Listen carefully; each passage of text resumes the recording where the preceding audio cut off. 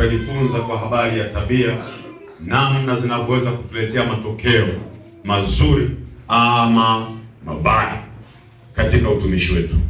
Tabia, tunaelewa? Tabia imebeba nguvu ya uhalisia wa maisha yako.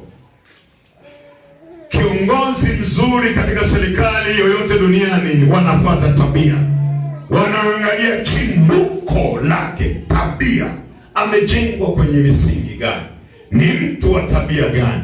Katika ufalme wa Mungu, once tu unapoingia katika ufalme huu, unaanza kufundishwa kuziacha tabia za kale, kuwa na tabia mpya. Sema amen.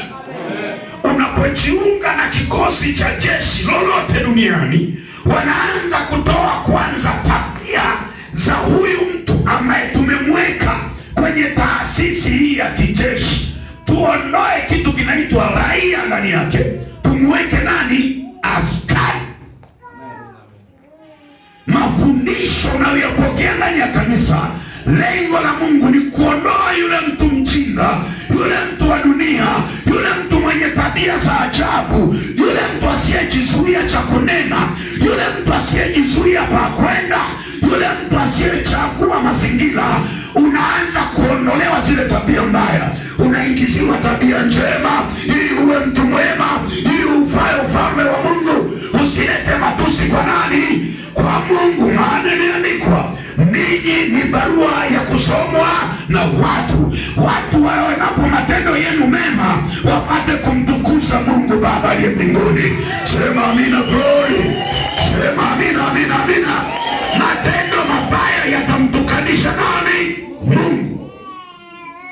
Wewe umeokoka, sharti la kwanza ubadilishwe. Biblia inasema, tazama, mtu akishampokea Yesu anabadilishwa na kuwa kiumbe kipya, ya kale yanapita, yanakuwa mapya kabisa.